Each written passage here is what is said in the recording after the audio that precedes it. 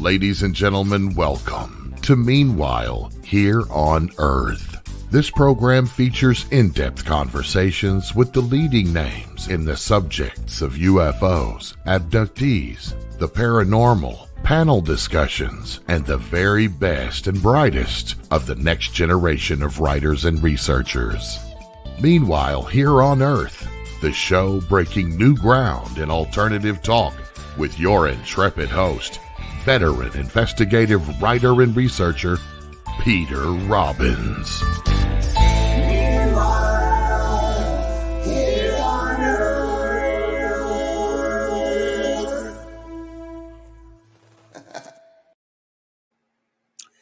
Hello and welcome back to Meanwhile Here on Earth on KGRA Digital Broadcasting.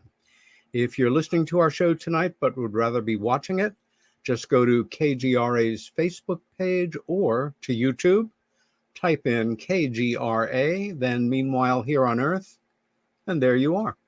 If you subscribe to KGRA, you will have full access to every one of the countless number of shows in their archive, and really have to give up the rest of your life to see them all. A couple of thoughts before we bring on our guest. We learned this morning that a great man in UFO work, Paul Hellyer, passed away. Paul was in his 90s, and his distinction was that he was the highest ranking first world government official to come forward and say, I take this subject damn seriously, and I'm going to be talking about it for the rest of my life. Paul, in the 1960s, was the Secretary of Defense of Canada. More recently, of course, many of you know that Israel's former Secretary of Defense, Avi Loeb, has followed in Paul's footsteps, but a bit more low-key, although he is out there. And for those of us who knew Paul, had the pleasure of spending time with him, respected his ferocity and courage in letting people know in no uncertain terms, in government and in public life, that truly anomalous UFOs were real, should be taken seriously, and their implications for humanity could not be understated. So thank you, Paul. We will miss you, and we were glad you were here. Next item is that any of you that listened to last week's really extraordinary panel discussion of 5 outstanding women who are experiencers and or abductees, activists in the field, and also mothers. I learned 2 days after the broadcast that one of them, a very dear friend and the oldest friend of mine in that group, Deb White-Cabell, had contracted COVID. I've been in touch with her every day. She's doing quite well. And I just wanted to read a brief statement from her so that those of you who know her and like me may love her should be aware of how she's doing. This is as of this morning. Day 5 from the positive test, and my glands in my neck are a little swollen and sore, starting a low-grade elevated temp this morning. I imagine my immune system finally kicking in. Still sneezing, runny nose, mild headache. My throat is not as scratchy, so that's improved. No cough or breathing issues. My O2 sats remain between 94 and 99, pretty good for a former smoker who's not sick. Overall, my symptoms remain mild. I am so thankful I got those vaccines on board when I did. April 15th was my second Moderna. They are likely saving my life now. I did a TikTok video about being a breakthrough COVID case, and it went viral. 120,000 views in 36 hours. I hope someone gets the shots because of that. I know, of course, this is a very controversial issue, and no less among our viewers and among the general public.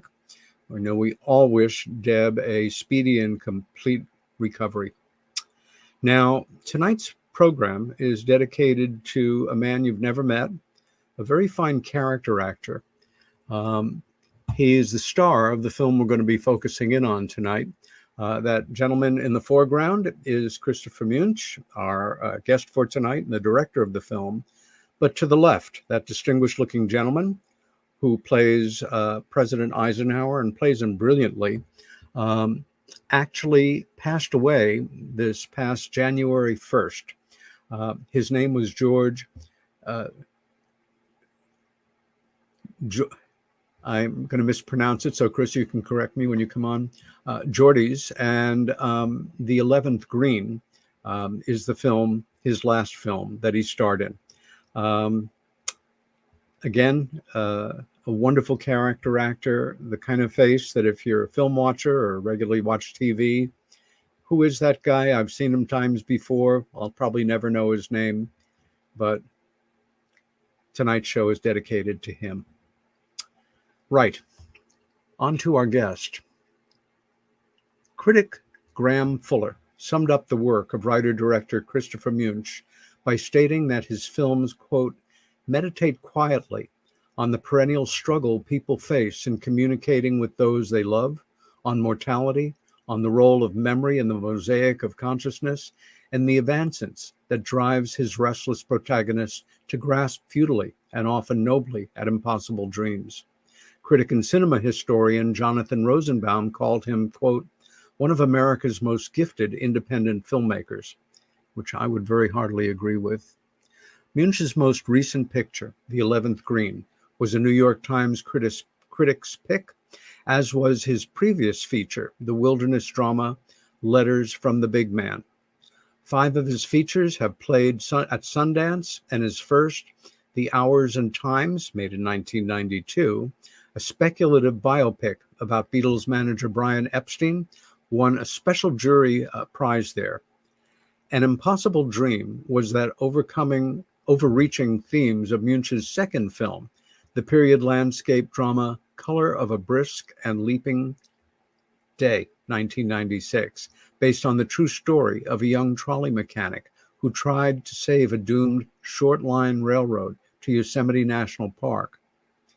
Munch then undertook the sprawling, unconventional mother-daughter story, The Sleepy Time Gal, that was in 2002, which Kevin Thomas in the Los Angeles Times wrote, quote, has a depth, range, and subtlety far greater than most American films, quote, and which David Anson of Newsweek, upon its release, stated was Jacqueline Bissett's finest performance.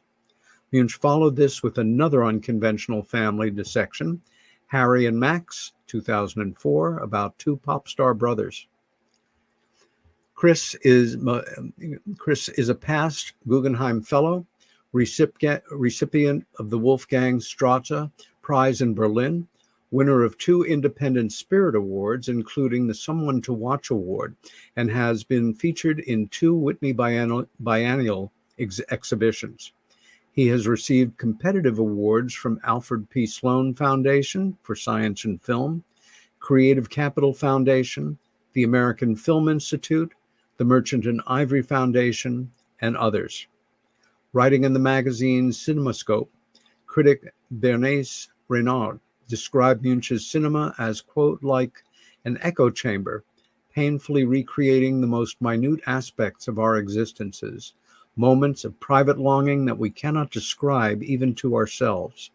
His cinema explores the traces left by forgotten or not so forgotten lives that often secret impact on the lives of others and their intricate contradictions. He potentially recreates what made them unique rather than generic. Christopher Munch, welcome to Meanwhile Here on Earth. We are ready to launch into the subject of this particular film. As you and I have discussed a number of times, we could probably do our own television series just talking about film, in the historical threads that run through certain films, and this is certainly one of them. Both of us are passionate, if amateur, students of post-war history. And for me growing up, President Eisenhower was as a little boy, a likable enough figure. He was old and bald, and he had a nice smile, so he reminded my grandpa. Um, he was a general, and for a little boy, that's usually a pretty good thing. For my parents, I think less so. They were Democrats and felt that he should have been doing more than playing golf at some of the most tense moment in the history of humanity. We now know, of course, that Eisenhower uh, was not as he posed in terms of the general public's often perception. He was on the case. He was very studied in all of the matters that mattered at the time. And I thought after the fact that some historians refer to him, his presidency, as the hidden hand presidency. You didn't see what he was doing. And even the calculation of regularly being out on the links and playing golf with the potential of nuclear war, ever hanging over our heads, was calculated to give the American public a sense of calm in the understanding that if the president's playing golf right now, it probably means we're not on the verge of nuclear war, and I feel a little calmer about that. Your thoughts about him in this respect, Chris? Well, one of the things that really inspired me to make the film was the idea that Eisenhower was this uh, fascinating figure, very, profoundly dedicated to public service. He was, of course, the supreme Allied commander of expeditionary forces in Europe during the war. After the war, he was the first head of NATO. President of Columbia University, President of the United States for 8 years. I mean, he was ready to retire before he began the presidency. So he came uniquely qualified to the office. And the people who surrounded him, who eventually compelled him to declare as a Republican and to run on the Republican ticket, were businessmen. A lot of wealthy men that he tended to associate with. But these were men who I think regarded public service as a very high calling, not as something that you would do to enrich your own company or your own career. And it was regarded as something that you did because you were qualified to do it, and you did it usually at the end of another career. So Eisenhower, I think, felt that he needed to be president, and it was very hard for him. I mean, his body really bore the brunt of tremendous weight. One of the most fascinating documents of his presidency are the diaries of his physician, Howard Snyder, and the great detail that he went into about Ike's various ailments. Of course, we all knew that he had a heart attack, and people were very concerned about that, but he had every other manner of GI problem and everything manifested, the stress manifested in his body a great deal. So again, the idea of a hidden hand presidency, I think, Eisenhower really felt that any covert action was justified if it kept us out of a hot war.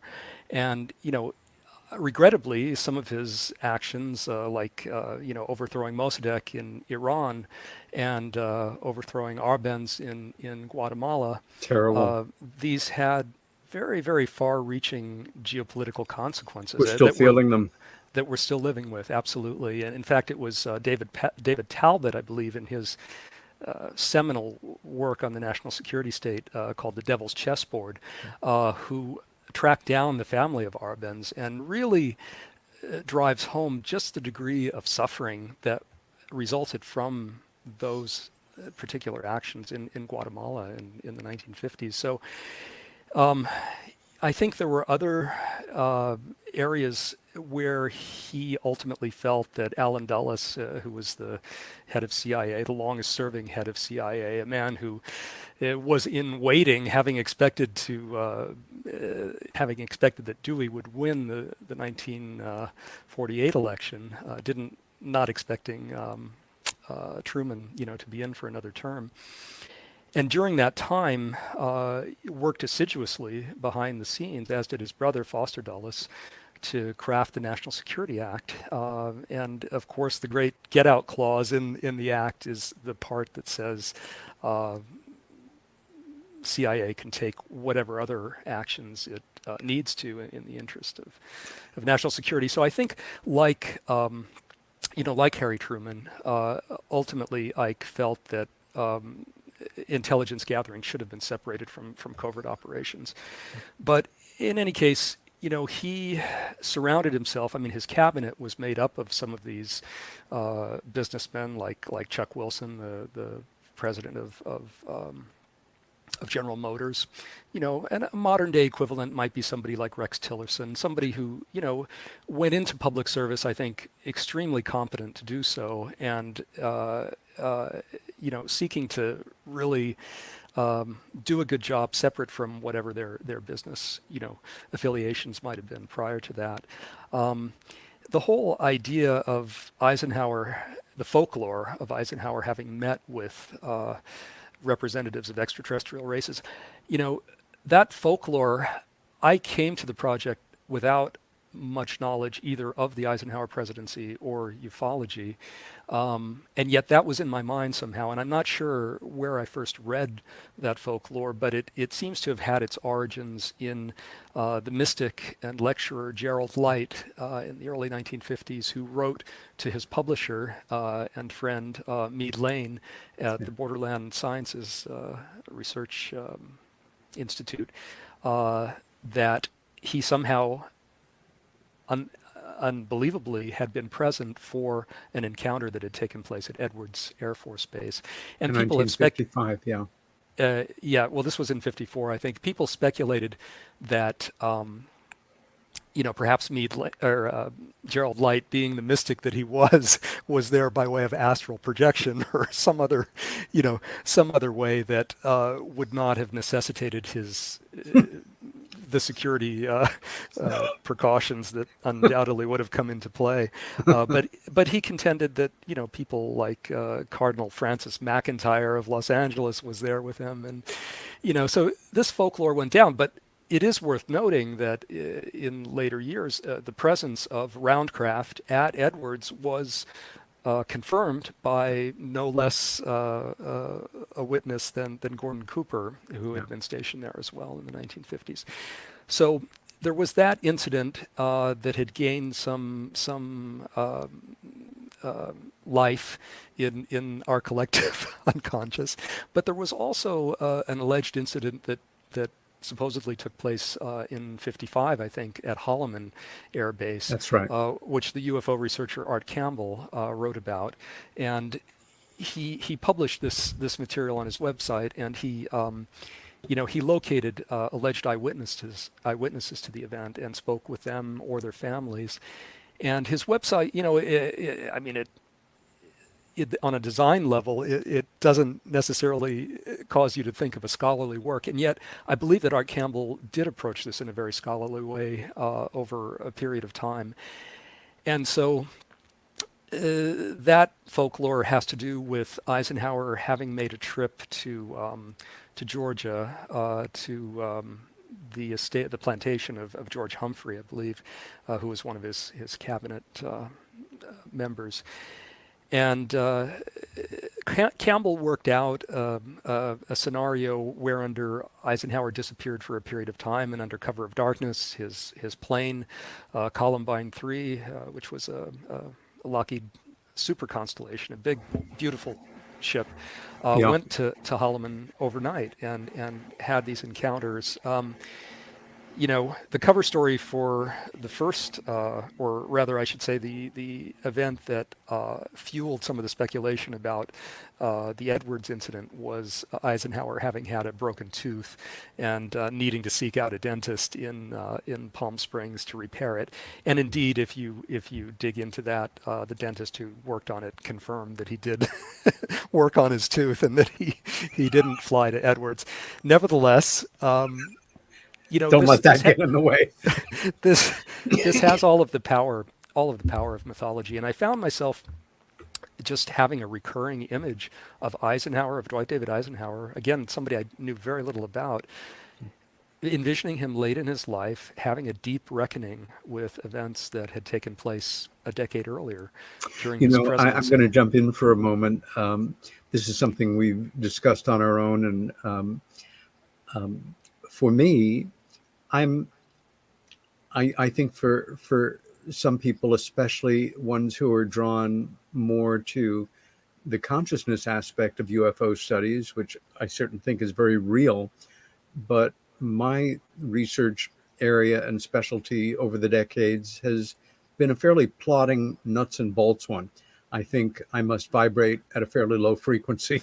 And for decades, especially after becoming involved in the work, I would occasionally hear certain people refer to the Battle of Dulce under Dulce, New Mexico, in which 257 American troops were killed battling aliens, which resulted in the Treaty of Dulce, by which we made an agreement with them that they could abduct people and we would get technology. And as my dear friend and mentor and employer, Bud Hopkins, would occasionally say, they don't have to make a treaty with blanking anyone. And I've always felt that way. And what has passed for evidence for some people in this regard, again, the dentist did work on the tooth, has not washed for me. Nonetheless, I appreciate that many people take it very seriously.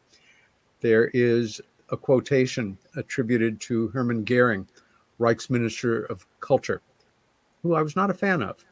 But I do love the quote and how it transposes in some ways, which was, when I hear the word culture, I reach for my pistol. When I hear people refer to Eisenhower's treaty with the aliens, I reach for my allegorical one. And that's where I was when I first watched your film, which completely caught me off guard, in part because it was such an original what if, a leap of faith involving kind of magic realism, real events, people who could be very real to me. And I realized for me that I was in the presence of a great storyteller.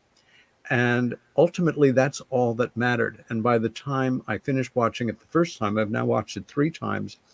Um, I wanted to watch the rest of your films immediately. I've watched half of them so far, and we'll watch the other 3 in time. But at a certain point, turning this over in your mind, filmmakers are artists, and being trained as a painter, you face that blank canvas. And all you know about it is that it will probably in some way be referential to the last painting you did, and that in some way it may well influence the next painting you do. But other than that, you're on your own. How did you make the jump as a creative artist to make this film? I guess what I want to know is that spark that goes off from idea, from turning stories over in your mind to committing yourself to a period of time, raising money, casting, writing a script. Was there some moment or some critical mass that shifted that make you decide, I'm going to make my next film about this?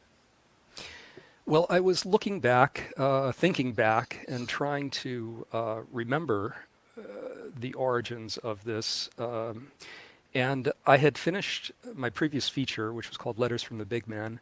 And around a year after that, I was commissioned to make a short film for ITVS, for the Independent Television Service, which is a fine organization that funds quality documentaries for PBS and other outlets.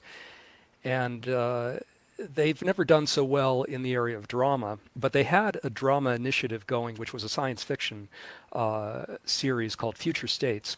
And I was invited to contribute an episode of that, which I did. And the story that I wound up doing involved a scientist whose work in breakthrough propulsion had been terminated at MIT, and he was residing in a remote section of the Oregon coast with his young son, and a tsunami drove them inland.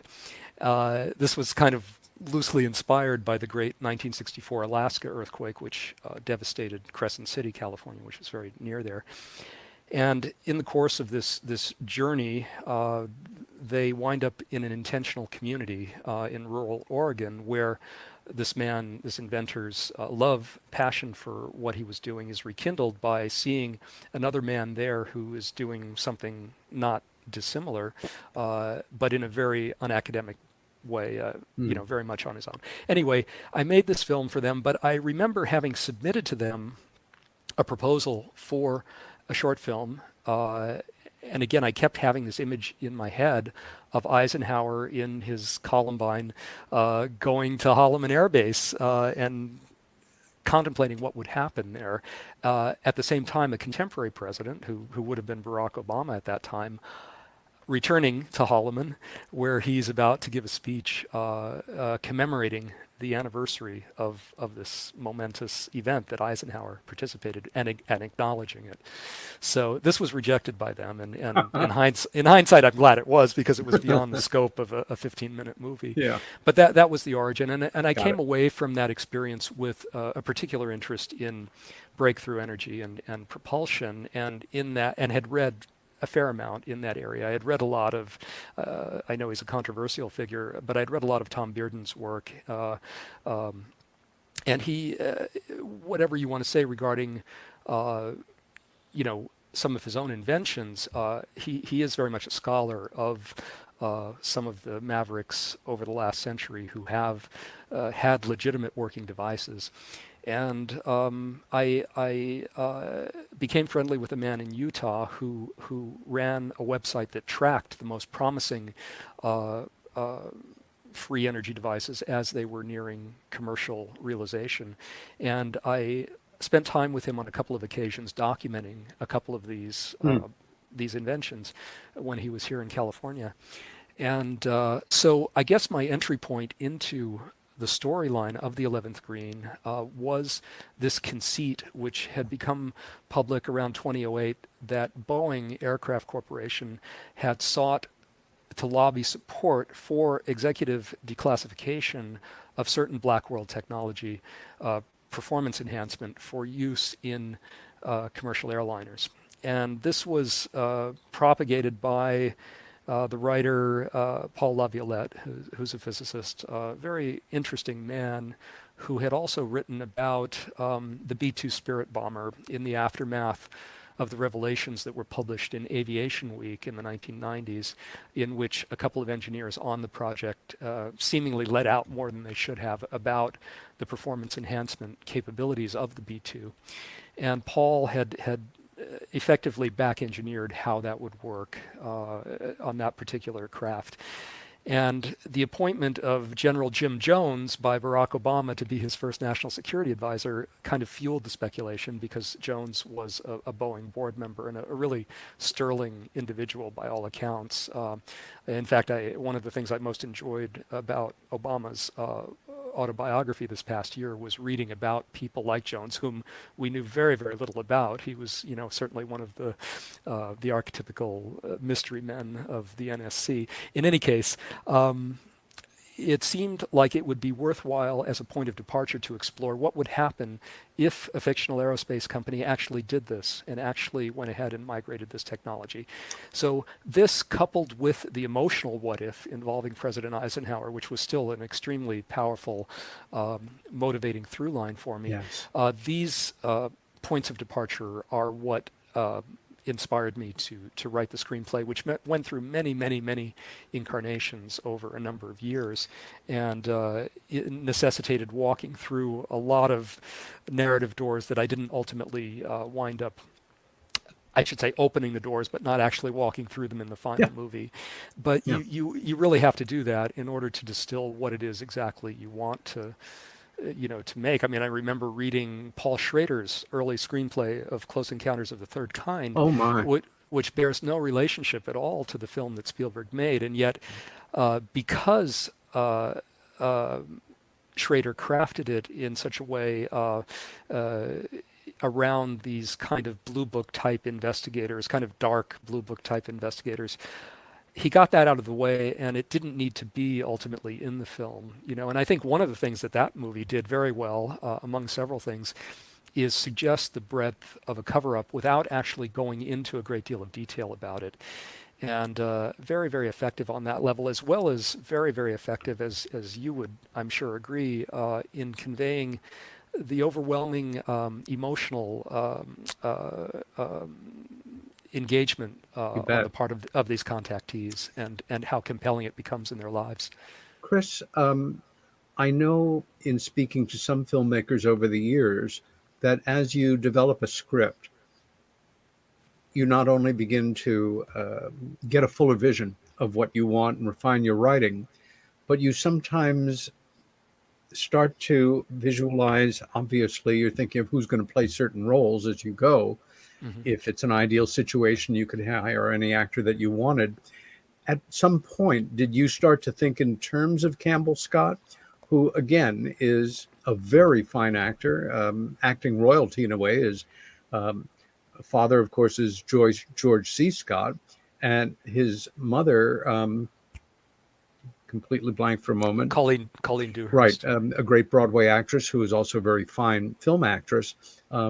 He's not, a movie star, like a Brad Pitt, but he always turns in wonderful, thoughtful performances. Was there a certain point where you started to see him as the character asking the questions you were asking, or did you basically almost complete the screenplay before you started to think about casting? Well, casting was ongoing for some time, and when one mounts a film like this, somebody in my position who is not, doesn't have a track record of commercial successes, and in fact has a track record more of art house movies, some of which have gotten good reviews, but none of which has really made a dent commercially.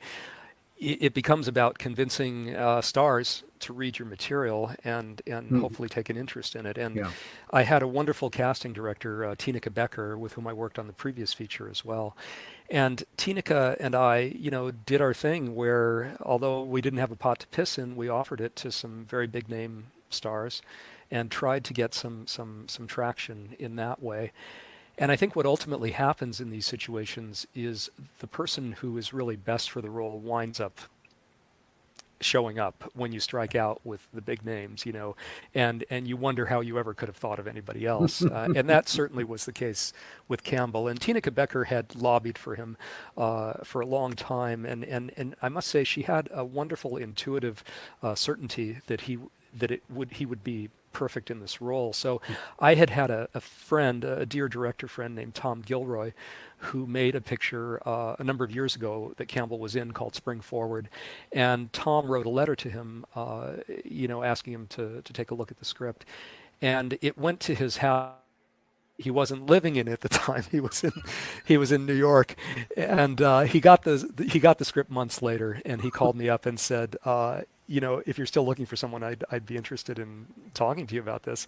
And so at that point, I had decided that he would be the best person, absolutely. So we agreed to work together. The other casting was a complicated process. Eisenhower, finding somebody to play him was arduous, in as much as the pool of named stars who would be suitable is relatively small. And George Gerdes came along. Gerdes, yeah, I mispronounced his name earlier. George, yeah, a dear man, came along relatively late in the process, and as soon as I met him, I knew, okay, this is the guy. Even though he physically didn't, he wasn't a dead ringer. He looked enough. He looked enough. And moreover, he had a certain quality of introspection, even a spiritual quality that I think we didn't often get to see with Eisenhower, since all of the previous films that had been made about him pretty much dealt with the war years, and we're seeing him as general. The film, the miniseries with Robert Duvall, in which his relationship with Kay Summersby was dramatized, we did see a much more vulnerable side to him. But again, it was in a wartime situation, not in a post-presidential situation. So George, once he came on board, I was, I was thrilled. And Leith Burke, similarly, was the first actor that Tineke met, literally, in her process. And she was floored by the fact that Leith so perfectly embodied what we were looking for in our president, who was patterned on Barack Obama. I can't say enough good things about him. He's superb, highly trained. He carried it off. You know, he's and I don't think it's a role he ever really sought to play, although he knew he could play it if the right piece of material came along. And I'm very honored that he felt that this was the right piece of material for him to play that role in. You know, Obama just as a character felt relevant to the story somehow. You know, even though during his 8 years of his presidency, the opportunity to really talk about this subject didn't arise. It wasn't in the national dialogue as it was later on. You know, nevertheless, he was a relevant figure in this discussion, and that's why I wanted to pursue the storyline with two presidents, because it was also a shorthand for a discussion of really how these men or women in such a unique position what their relationship would be to this question at this time, and you know, and their relationship to the elements of this phenomenon that intersected prematurely and possibly on an ongoing basis with elements of our military and our national security state. And I have to say, call it magic realism, the creative device you used to bring this more contemporary president back to interface with this historic president, for me, it was just so incredibly courageous and original, because it could have fallen on its face and it didn't. It worked. And on the second two viewings of the film, I enjoyed it even more, because there was a certain, again, a what if quality. This is not in any way a film presenting itself as, you know, based on a true story, or, you know, certain things have been changed, but essentially, no, it's a fable. It's a modern myth brought to the screen, and done so in a way that real historic figures have an opportunity to play through your imagination and be presented as real people in ways where you can't untangle the threads of what is true and isn't, and it doesn't matter. And with that understood, we're going to go to break now, but when we come back, why don't we start off the top of the hour by looking at the trailer for your film? Sounds good. Okay, this is Peter Robbins with my guest, Christopher Munch, on Meanwhile Here on Earth. Be back in about 3 minutes. And welcome back. Peter Robbins here, host of Meanwhile Here on Earth, with my special guest tonight, Christopher Munch. And we are now about to watch the trailer for The 11th Green.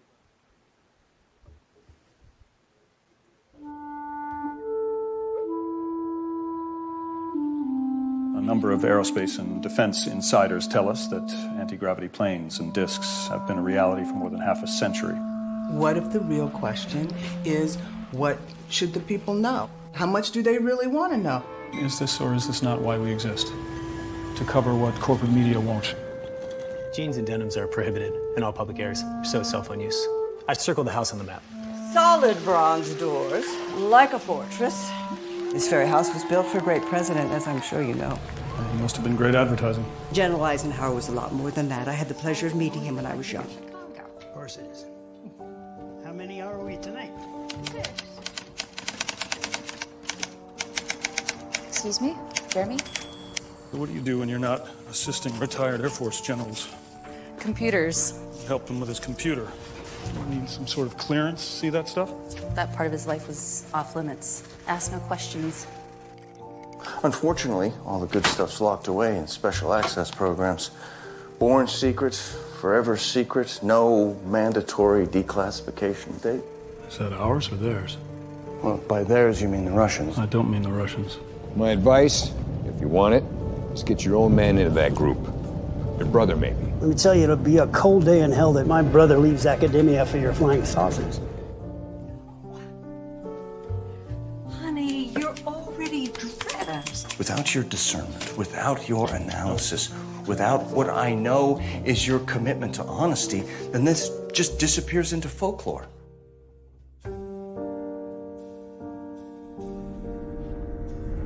What's it doing? Generating electricity, Mr. President. Obviously. Why is it locked up in a place like this? We could be out there in the world doing good. It'll happen. When you're ready. When I'm ready. When the world is ready, Mr. President. What's your gut telling you? You think this is part of our story? Could be.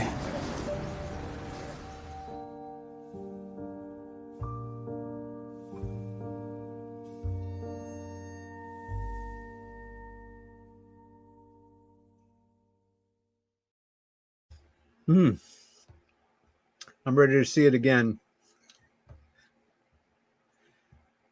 Chris, Race, would you bring Chris back on? No. That's a good trailer. Thank you. I mean, it was a hard film to cut a trailer for, actually. There are so many characters in the film. It was easy to overdo it in that sense. But it's a hard film to summarize or to synopsize, certainly. And I think that had a lot to do with the difficulty that the film had being seen. I mean, I completed the picture, and as I think I told you, a solid year went by before I could get any sort of film festival premiere for it. And fortunately, thankfully, David Anson, who's a very fine writer, formerly of Newsweek, was programming the Palm Springs International Film Festival, which turned out to be really an ideal place to premiere the film because the audience there, it skews a little bit older, they're very smart, and really dedicated moviegoers. It's not one of those frenetic big festivals, where it's all about the publicity that it generates. In this case, it was an environment where I think the film, had a good launch. Unfortunately, not long after that, the quarantine business happened, so it didn't have many other bookings after that. What we wound up doing is opening it in a theatrical at home program that it had been built by a producer friend of mine in Oregon on very short notice for a picture that she had just completed called Phoenix, Oregon, that had a fairly large rollout planned and was already ready to go and publicized and so forth. And literally overnight, she had to build this platform to switch to a theatrical at home model where basically you bring in theaters that are closed, theater partners, to drive traffic to the film. And they're, as they would normally, they're acting as curators of the material, so their audience has a certain degree of benefits from that relationship, and at the same time other partners are brought in who can drive traffic. So it wound up actually reaching more people. What I had come to realize with my previous film as well is that my audience has become to be a lot less urban than it once was, and the fact that the picture was available in its first run to anybody anywhere really helped it, I think, and more people wound up seeing it, and it laid the groundwork for its VOD release later that autumn, and it allowed it to be on the radar of theatrical critics who otherwise wouldn't, it wouldn't be on their radar because the environment. I'm sorry, Peter. I thought it was also a great irony that it made its actual premiere, so to say, before a live audience in Palm Springs, which is a location that plays into the story and, of course, is a real location in terms of Eisenhower's life at this contemporaneous period. And again, because your interest in history is so deep and because you are so well versed in it, I love the fact that so much of your research was looking at old footage of Eisenhower, of locations, of places, of individuals that he worked with. And with that understood, one of the clips that you sent that I found just to be a perfect, fascinating time capsule was Eisenhower visiting Palm Springs in 1963. This is now, more than 3 years after he stepped down from office. Is that something that might be good for us to watch right now and then continue with our discussion? Or is there another one of the clips? Okay, let's go with that one. Well, then. let me just set it up for your audience. Sure. In the years after his presidency, when Eisenhower left the White House in 1961, he returned to his farm in Gettysburg, Pennsylvania, where he had lived. Well, he had the farm for quite a number of years, and his partners had raised Angus cattle there. And however, he played golf in a variety of places, and one of the places he played was in Palm Desert in an exquisite club called El Dorado, and he had friends who lived there, George Allen, I think, and some of his golf cronies, and so the developer of that club, a businessman named Robert McCulloch, built a house for him there, which was an exquisite mid-century post and beam modernist house that was located directly on the fairway. So it wasn't ready in 62, but it was ready in 63, and he was living there that winter, and that's when Walter Cronkite came out to interview him. And it was not long, I guess, after the Cuban Missile Crisis, because that's what they start talking about right away. So that's the setup from that. Cronkite and Eisenhower were probably as friendly as a journalist and president could be, and I think they had a really high degree of mutual respect for sure. And in fact, just 2 years after this, Cronkite did another CBS reports called D-Day plus 50 or plus 20, sorry, and where they went back to Normandy together. Cronkite took Eisenhower back to Normandy, and it was very moving, to see him in those actual environs reminiscing about it. So anyway, that's the story of those two. Great. Let's take a look. Going back now to 1963.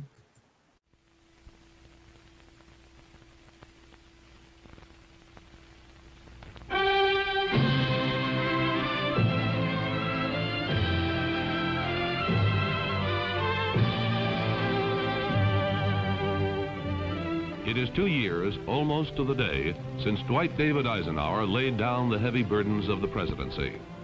2 days ago at his winter home at Palm Desert, California, the 34th president sat with CBS News correspondent Walter Cronkite and discussed the state of the nation and the state of the world. The conversation lasted some 2 hours, and the CBS television network is now honored to present this edited hour of Eisenhower 1963. Why do you think Khrushchev pulled out of Cuba? Well, I don't think it's so much pulling out. I think that we must always think of the Russians or the communist effort as something like a flow of lava. It goes to comes down and destroys anything it can get where it can get into the place. When it's blocked, well, then it just goes somewhere else. Now, if you go clear back to the beginning of this trouble, the Russians had made a couple statements. Well, remember, we have rockets at home, and if anybody does anything to Cuba, we like them, and words like that. But when they saw a number of events coming along, making them believe, possibly, that we were not going to have any make any reaction to what they were doing, they just kept on going. The ships began to stream over from across the Atlantic into Havana and Cuba.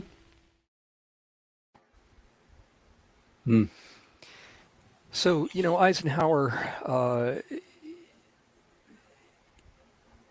his syntax was often mangled, and he often used it to his advantage in press conferences. If he wanted to obfuscate an issue, he would say, "Just leave it to me. I'll lead them so far off base by my stumbling." But in point of fact, I mean, he was an outstanding writer, and his writing was impeccable. And, he gave us some remarkable memoirs with the help of his son, John S.D. Eisenhower, who was also an assistant of his during his presidency. And it's really a really remarkable family. The two subsequent generations, John S.D. Eisenhower, and then two of his kids, Susan Eisenhower was a biographer of her mother, Mamie, and David Eisenhower, Ike's grandson, wrote a fantastically good book about the post-presidential years, which is affectionate without being hagiographic, called Going Home to Glory. And in fact, I relied on that a lot for some of the details of what the house in El Dorado was like. But seeing Eisenhower now, again, you talked about the hidden hand presidency, but one of his colleagues, Emmett John Hughes, who was a speechwriter, wrote a very beautiful political memoir called The Ordeal of Power. And if I may, there's a passage from that I'd like to read. Please. That really beautifully encapsulates Eisenhower. He was not then exactly a simple man. He bore some marks of character and temper beyond doubt or qualification, a formidable honesty, a rare humility, a sense of dignity, an abhorrence of pretense, a distaste for all self-seeking, a tireless will to conciliate, a speechless horror of war, and a restless hope for peace. The rest, so it seemed, was unresolved. The gregarious man was shy. The man deeply stirred by demonstrations was undemonstrative. The man with the glowing smile had a thunderous temper. The internationally minded leader of the Western world was a frugal Kansan. The soldier shunned and renounced the trappings, even the weapons, of political command. The man whom the throngs cheered and liked with a warmth extended to only one other president in more than a generation. The man toward whom they seemed so eagerly to reach, as one akin to themselves in feeling and manner and speech and countenance. This man was singularly a man who stood alone, and one could not help but wonder at times if he were not too a lonely man. And, that I think really says a lot about the contradictions inherent in Eisenhower. And as a leader, as a military leader and as a political leader, I don't think Eisenhower shied away from polarity and the polarity in his midst. He was very much, I think, saw himself rightly as a kind of lightning rod, as somebody who was to be a steady hand on the tiller of this ship. One of my characters in the film, our visitor from another world, says, "You're at the helm of a great ship riddled with holes," and Eisenhower, I think, was very important in his brinksmanship, obviously, which he shared with people like his Secretary of State, John Foster Dulles, and Dulles' successor. A little too much, considering thinking about May Day and the U-2 incident, which really had to be the most humiliating, depressing But moment. he didn't want that flight to happen. I mean, that Alan Dulles, Exactly. CIA. But it was that one last thing. Let's do it, Mr. President. And they knew it happened on his watch. Yeah, they knew the time was up. Their time was up. Yeah. So, obviously his record is mixed, but again, very much as we as a society seek to redefine our institutions, and as we seek to redefine what we want our presidency to be, he's a very relevant figure, and somebody I think we would do well to learn from as we go forward, in this time of hyper-partisanship. Well, one of the other clips you have is of George Gerdes talking about his. Do you want to show that one? Because I do, and I was just about to ask you, in casting Gerdes and coming to the resolve that this was the man for the role, did you talk to him about any special thoughts or feelings he had about this past president, or whether he had a particular interest in him or had ever read any of his stuff, or, did he have any feeling of identifying with or getting into character in a way that, was based on some past interest or current interest in this president? I think George, as I mentioned, really honed in on the more introspective aspect of Eisenhower, and indeed he talked about looking into the eyes of his counterpart, the alien ambassador in quotes, which was the name of a Washington Post article a few years ago called "Ike and the Alien Ambassadors." As he looked into the eyes of this visitor who had such tremendous compassion for our society, for the perpetuation of our people, he, I think, really tapped into something very deep in President Eisenhower, and in his love of all that was good in humanity, really. He came through the war. We thought that fascism had been defeated, and our enemy was defeated, but fascism wasn't. The corporations still existed, the clandestine organizations still existed, and I think Ike knew this. And one of the lines in the film, he says when Beetle Smith has just finished briefing him on the UFO situation in 1952, he says in voiceover, I felt the way that I felt when I first set foot in a concentration camp. I wanted to react as any normal American would react, but I couldn't. I couldn't because I knew too much, and I knew the way things really worked. And knowing the way things really worked, I knew that I had work to do. And I think that sums up the environment that he walked into in 53 when he assumed the presidency.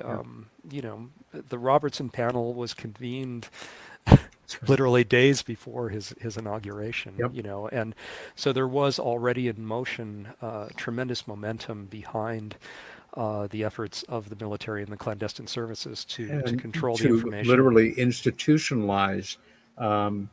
They refer to it in the panel report as educating, but debunking, of course, is what it's about, and finding ways to explain away anything. And as an aside, as somebody that loves language, I remember occasionally my dad's father, he would dismiss things that he thought were silly as that's a lot of bunk. And bunk goes back to at least the 19th century in terms of bunko and nonsense and scams. But to debunk, as far as I know, the very first reference that I'm aware of to that word, which now is just part of, the English language, was in the Robertson panel report. If any linguist or student of language out there can assist me in confirming or denying that, I'd appreciate it. But yes, let's go to the clips of George in the Q&A. And I have to say again, watching the film 3 times now and having some idea of, Eisenhower's presence, not having read everything he wrote, but certainly several books and a number of articles, and, thinking about his service to our country in the military from the time he was nominated for West Point right up until he stepped down as Supreme Commander of Allied Forces in Europe, that George captured something. And, whether the loneliness, the shyness, the ability to talk to a crowd, and most poignantly, that one scene that I spoke to you about very recently, where he's with Mamie. And, as a little kid, it was like, here's this frumpy woman whose bangs are too short and a silly little hat like women wore at that time. And in the course of one brief scene, it was actually very moving for me to get that despite my judgments on history and them as a couple, that she was probably smart as a whip, his best advisor, that they loved each other very much, and that they had a really romantic core to, their private life, which was humbling and moving and wonderfully played in that sequence. But let's go to this Q&A now. George, as far as the approach you took to your character, of course, it's always a challenge to play someone that is known to the whole public.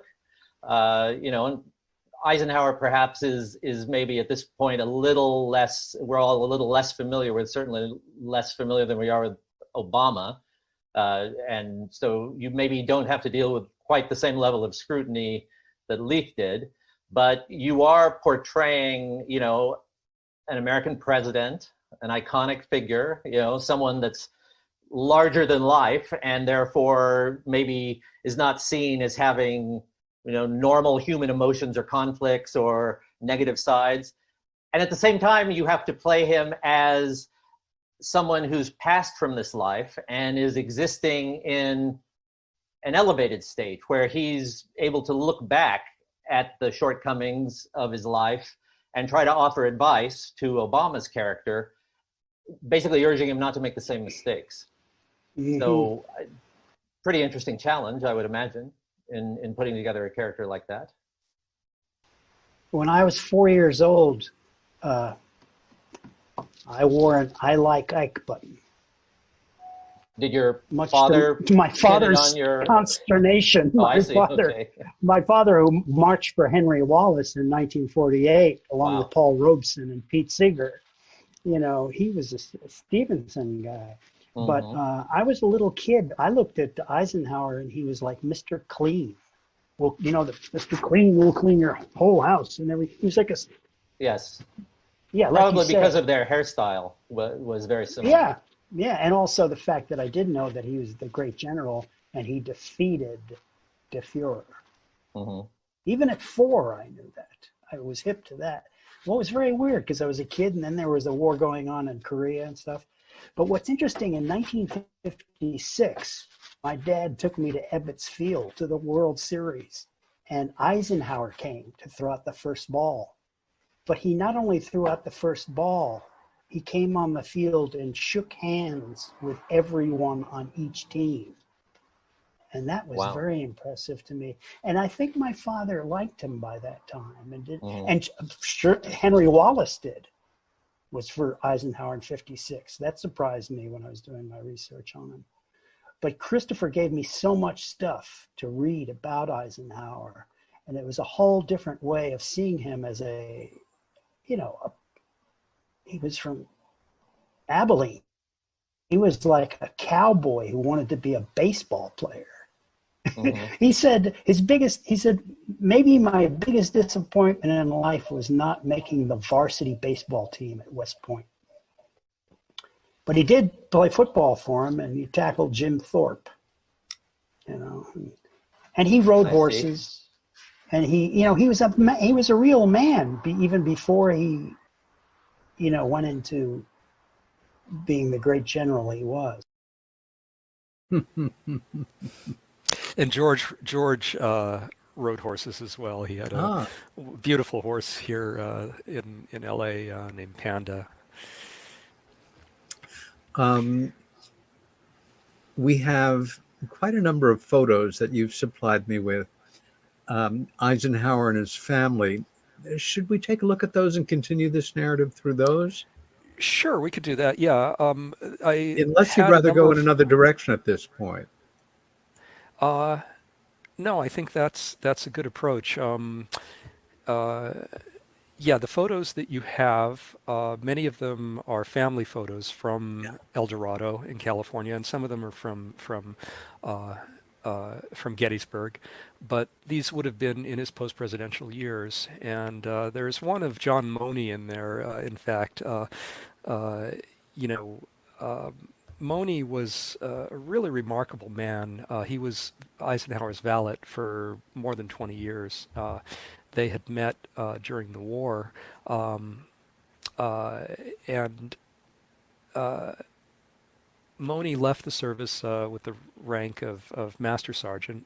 He was a self-made African-American man from Virginia, and Eisenhower, despite the fact that Money wanted to marry the love of his life, Dolores Money, in 1950, I think, he convinced him to come to the White House with him to continue in his service. And they both were in the family's service.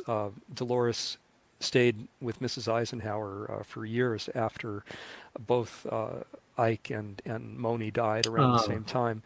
You know, and their friendship, although Money gave his oral history to the Eisenhower Library, and of course I read it and listened to that,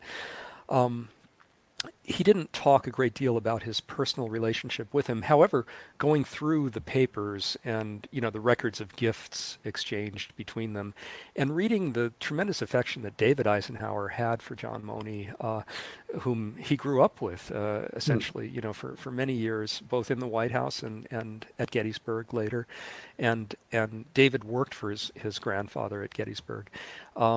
Hearing the affection with which he was regarded was very moving. And again, I'm pleased that I was able to keep one scene, at least, between the two of them, where Eisenhower's painting and he takes a Polaroid of Money's hair as he's painting the Barack Obama character in his landscape. And Money is going through, just the domestic routine of untangling the phone cord, which gets repeatedly so tangled by Eisenhower, walking and talking.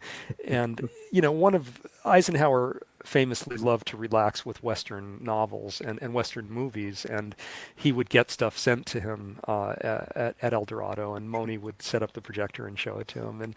And so he has a humorous remark where the latest one is a real snore, and you won't need a sleeping pill after seeing this one. But yeah, there are, if you want to just skim through. Yeah, let's take a look and we'll just move along at whatever pace you'd like. Yeah, I mean, that would have been Ike probably around 65 or so, or 66. His health went way downhill.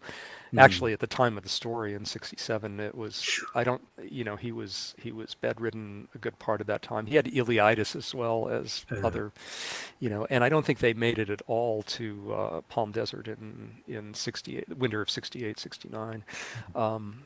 But he was very highly regarded by the community there, and I think although they were celebrities, they enjoyed their anonymity to a degree in El Dorado. And as I say, you can just skim through some of them. They're, not terribly remarkable.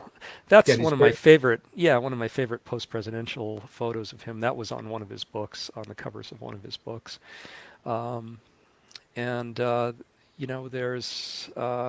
There's some others of him on the links. I think that's the same hat that Harry Truman adopted. A very similar one. That's them in front of the house at El Dorado on the 11th green. Huh. It was a big place. A big rectilinear one-story house, and he had a lot of visitors, including, I think there's one of Dick Nixon shortly after this. This would have been after Nixon was defeated in his run for the governorship, I think, of California. I think Nixon thought at that point his political career was kind of over, and later before 68, Eisenhower went out and did a lot of campaigning for him, and they remained friends. And of course, the family, David, who's in the front row center there, married Julie Nixon, wonderful woman who is also an excellent nonfiction writer, and they're both just delightful people. I don't know them personally, but from everything I've read about them and from the books they've written, in the back row are two of Ike's brothers, Milton on the left, and I forget who the other brother is. Milton went on to become president of after Ike? No, he was president of Penn State, and interestingly, he became president of Penn State after the fellow whose name I forget, who was fingered by Robert Saarbacher in his famous interviews with Armin Victorian in the 80s, as being part of the clandestine organization. Who was? Oh, sorry. One of your viewers, I'm sure, knows the name of that president of Penn State. Anyway, yes, Milton Eisenhower succeeded him, and David gained, although he's still alive, of course. David Eisenhower gained a certain immortality by having the presidential retreat named after him. Exactly. Camp David. Exactly, yeah. And then on the top right is John S.G. Eisenhower, Ike's son, and his wife Barbara beneath him. And again, John S.G. Eisenhower was just of inestimable value in helping his father put together his memoirs. And they approached it, I think, on a really pragmatic, level. They just dug right in, and we have a lot to thank him for. Not to mention the wonderful family that he fathered. Yeah. And indeed, the granddaughter of John S.D. Eisenhower, one of the granddaughters, Laura Eisenhower, is kind of brilliant in her own right.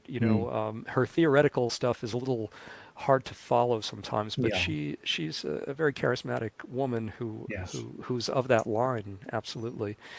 And this is Mamie in front of the house. And again, the house was on the 11th green.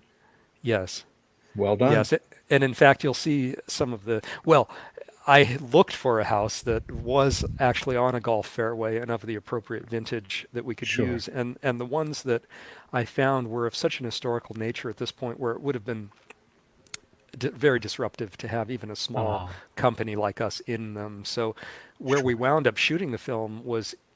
We couldn't have been more blessed because it was a house that was scheduled to be fully remodeled, and we could do whatever we wanted with it. And at the same time, it was a virtual time capsule, having had only one owner since it was built in the 1950s, and even architecturally more eccentric and interesting than this actual Welton Beckett great house. Location, absolutely great. These were the men, he played golf with at El Dorado. And you should have a picture as well somewhere in there a little bit later of the interior of the house, which we saw in the Cronkite interview.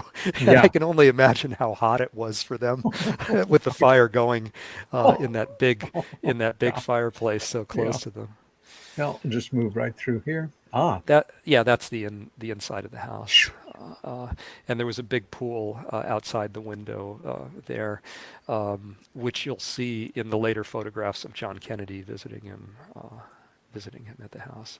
There's Nixon. Looking informal as always. Yeah, but also looking outside of the spotlight. This was a personal snapshot, a personal remembrance, never intending for publication. This is in San Bernardino, California.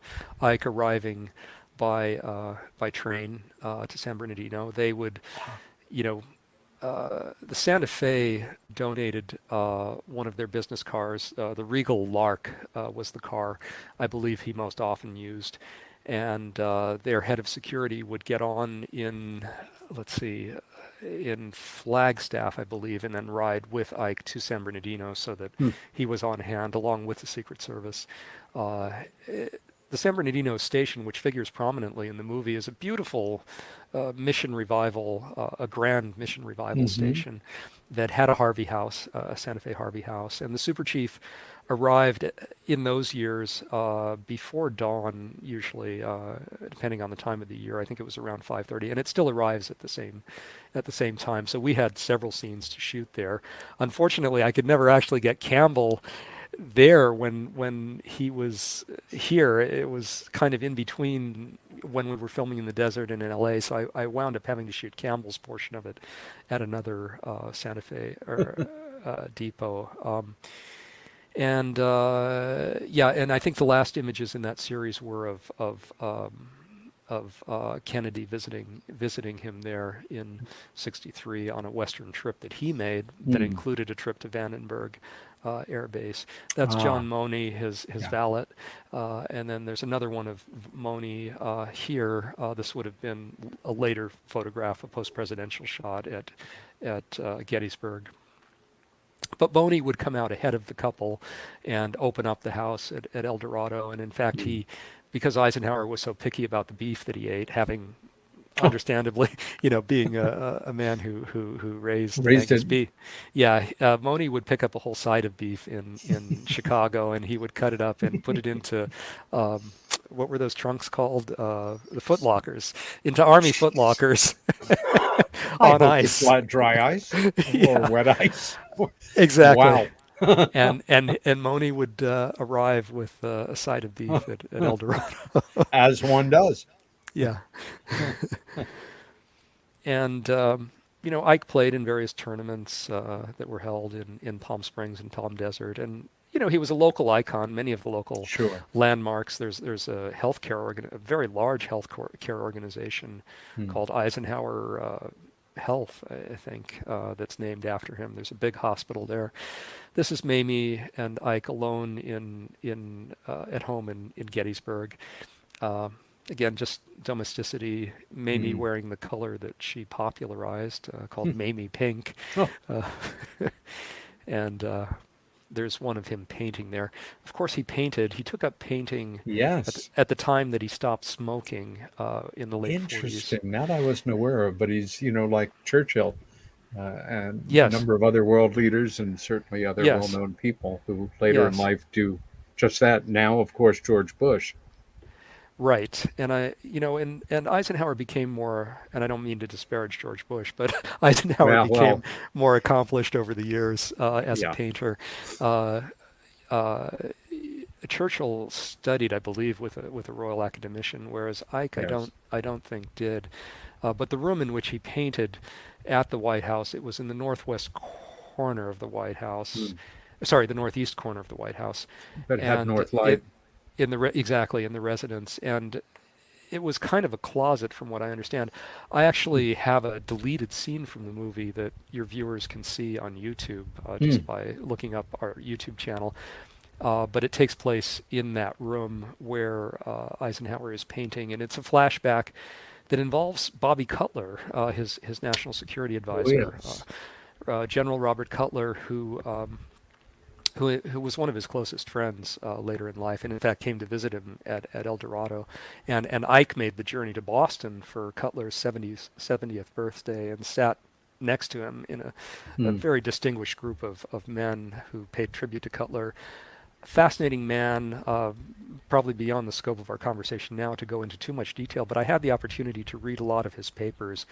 And, around the time that I was making the film, his grandnephew, Peter Schinkel, published a fantastically good biography of his great uncle called Ike's Mystery Man. And I urge your readers to read it. It's Cutler, again, was a fascinating figure. He was a Boston banker, novelist, poet.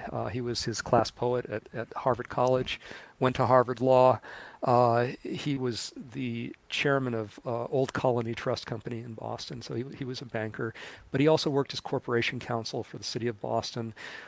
He worked for James Forrestal for a while. I should say he was in charge of servicemen voter registration, working for General Marshall, and he held Marshall in the highest possible esteem. And after the war, Forrestal called him back to Washington to help him prepare for selling his budget for the Unified Armed Services to Congress. And of course there was all sorts of rivalry among the services between Navy and Stu Symington and various others, and as Air Secretary. And anyway, it was Cutler's friend, also like him, a Boston Brahmin, whose name is a much better known politician. God, why is his name escaping me? Anyway, this was the man who really played an important part in drafting Eisenhower into the presidency. And Cutler's memoir, called No Time for Rest, which he wrote around 1965, is fantastically revelatory, and it's one of those things that really invites one to read between the lines. One of the sections that is not a between the lines section is an almost documentary account of life on the campaign train during the 52 election, and humorous in a lot of ways, but really indispensable, if for no other reason than for that documentary account. But he talks a great deal about how the National Security Council was shaped. I mean, he was the first person to hold the position with the title of Special Assistant for National Security Affairs. And the name of the book about him by his grandnephew? Is Ike's Mystery Man. Okay. And what he reveals in that book is the lifelong, Cutler was gay, and he was, of course, closeted at that time, and in a very sensitive position, and became involved in the Lavender Scare, and the famous executive order that Ike issued that barred the service of gays from the government, all through the government, and Mr. Hoover, went on a purge, purged a lot of gays from the State Department. Very, very talented people, but there were some who evaded and continued their service, and Cutler had, a lifelong love for one of these men who was younger than he was, a guy named Skip Coons. But what Peter Schinkel does is he draws upon the personal diary that Cutler had kept, which is not part of his holdings, or sorry, not part of his bequest to the Eisenhower Library. All of the fascinating documents about the formation of the NSC are part of that collection at the Eisenhower Library. So he went on to head the Inter-American Bank. This was a typical scene of Eisenhower arriving in Palm Springs. In those days, even after Kennedy's assassination, the Secret Service presence was not so restrictive for him. In fact, I have some photographs of him just wandering through Palm Springs and driving through Palm Springs pretty much on his own. But and open cars are no longer the privy of serving presidents. How poignant. Yeah, it was. And this was at the edge of El Dorado at that time. The trees were a lot younger than they are now. They're much more mature date palms at this time. But it's generally, I don't play golf, but for anybody who does, it's a very highly regarded place to do so. That would have been the Regal Lark, which would have been the Santa Fe business car. And gorgeous. BNSF put this contest together for the Ike Centenary, which would have been in 1990. And this contest was hauled to Abilene, as part of the festivities. Sure. And for anyone interested in Eisenhower, I would very much encourage them to visit the library and museum in Abilene. It's a very, very nice presidential library, very beautifully designed modernist building that Welton Beckett designed. And his childhood home is also part of the compound. The siting of the museum and library in Abilene was the source of some controversy at the time it was being built. So? Well, it's hard to get to. It's quite a drive from the closest airport. The closest big airport is Kansas City, Missouri. And, a number of his friends felt that it should be built in Gettysburg, which would have been a lot more easily accessible. Yeah. One of those friends is a fellow named Slat Slater, and he had an unpublished memoir for many years called, it was known simply as Slat Slater's Diary, and it eventually was published as something called The Ike I Knew. And I encourage anybody interested in Eisenhower to read that biography, or that memoir by Slat Slater, because it really traces Ike's maturation as a political figure and the evolution of his ideas, and it also very well encapsulates the mindset of his supporters. These very wealthy men who had a very high sense of duty. You were just showing a slide of holy moly! This is obviously a Cuban muralist. This is Diego Rivera, A Glorious Victory, a famous mural, which is in the Pushkin, or was in the Pushkin Museum in Russia, and Mexican now, men, of course, but Jesus, and now is in Mexico City. And a reproduction of this mural hung on the wall of my character Jeremy Rudd in his newsroom, in a scene that was deleted from the film. And in the mural, you see the bomb with Ike's visage in it. You see, Arbenz. You see Foster Dulles. You see Alan Dulles in the background making mischief. Of course, the overthrow of the government was precipitated by United Fruit Company. I mean, I'm sorry to say, United Fruit Company and Sullivan and Cromwell, were very much very much at the heart of that that most unfortunate event. Anyway, this was it's an amazing mural.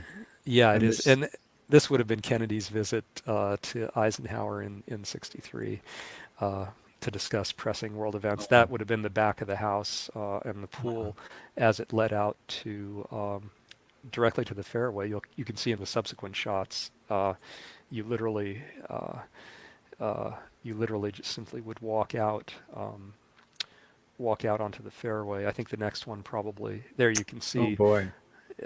Yeah. So he didn't have far to go to play golf. And this is dear George Gerdes. At I believe this is in Elysian Park here in Los Angeles, where his beloved horse was stabled. And in fact, the memorial video that was made at the time of his passing, that was hosted by Loudon Wainwright, who was a close musical colleague of George's. Right. They had done a lot of music together, and George had done a couple of albums as well. People need to know this about him, which I was completely caught off guard about. He is a very fine singer. And this, I believe this video is freely available now on YouTube, so I would encourage anyone to have a look at it. But anyway, there's a beautiful shot near the stable at the end of it, a beautiful aerial drone shot of George and his horse at the end of the film. You know, so much of the subject of the film, subject of our conversation, so much of the subject on the minds of the men surrounding Eisenhower and Eisenhower himself revolves around secrecy.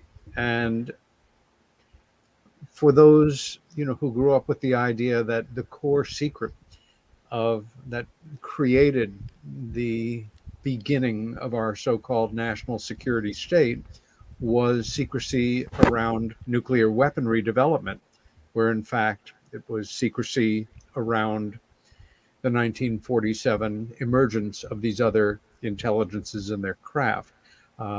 Richard Dolan's 2 books out of 3 so far, UFOs in the National Security State, for me are invaluable for that breach between indeed 20th century post-war history and our modern national security state, which now is a fait accompli, to put it mildly.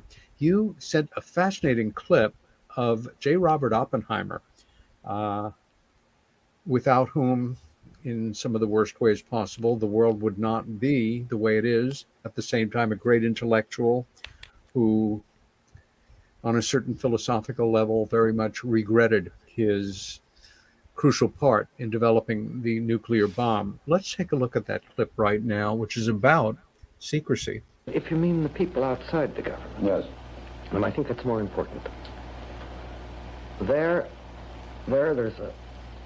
a really a point that I feel most deeply, and I think I speak really now the voice of my profession, and that is the integrity of communication.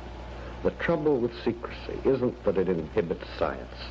It could, but in this country it's hardly been used that way. Technical things are really quite widely known, and those at the growing tip of any science are so far from practice that the people talk quite freely about them and should. The trouble with secrecy isn't that it doesn't give the public a sense of participation. The trouble with secrecy is that it denies to the government itself the wisdom and the resources of the whole community, of the whole country. And the only way you can do this is to let almost anyone say what he thinks, to try to give the best synopses, the best popularizations, the best mediations of technical things that you can, and to let men deny what they think is false, argue what they think is false. You have to have a free and uncorrupted communication. And this is This is so the heart of living in a complicated technological world. It is so the heart of freedom that is why we are all the time saying, does this really have to be secret? Couldn't you say more about that? Are we really acting in a wise way? Not because we enjoy chattering, not because we're not aware of the dangers of the world we live in, but because these dangers cannot be met in any other way. Well, if I may say so, I think you were speaking there not only for your profession, but for mine, if it is a profession.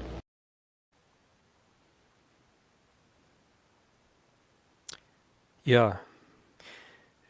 Are you there, Peter? Are you there, Peter?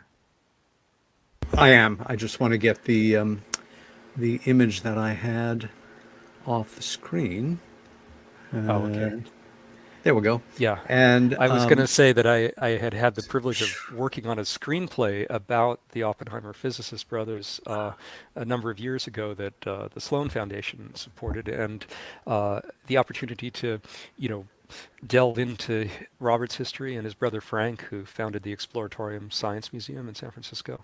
And it was a real, it was actually an important part of my journey with the 11th Green as well, because it introduced me, by way of my father, who was an astrophysicist as well, to a whole generation of scientists and big science as it was practiced in America. But here he echoes the sentiment that we hear from some of the other insiders like Hal Puthoff about the nature of stovepipes and about the nature of how insular they are and how they are extremely slow in their cumulative rate of change or understanding, because you don't have the entire scientific community working on a problem, essentially.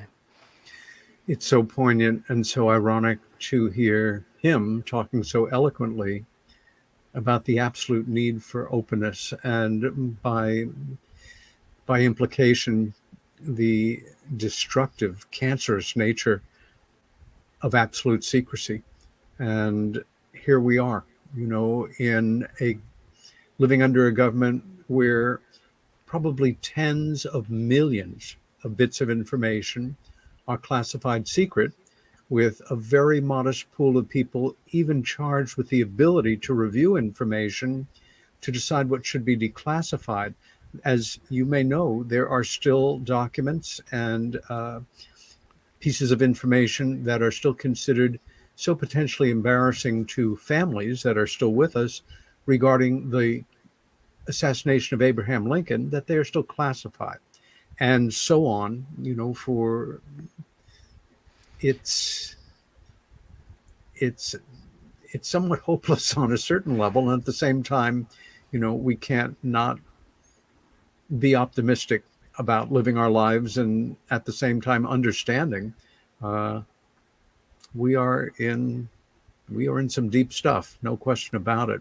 We're coming into our last 2 minutes of the show now, Chris. And I wanted to ask you right now, folks that immediately want to get off the show and watch the 11th Green as fast as possible, or in the days and weeks to come, where can they go online to watch it? Well, several places. The film is available on Amazon. That's an easy find in the US and the UK. It's available on iTunes in many countries, including the US. And iTunes, if you have Apple TV and you want to stream it at 4K, you can watch it on iTunes.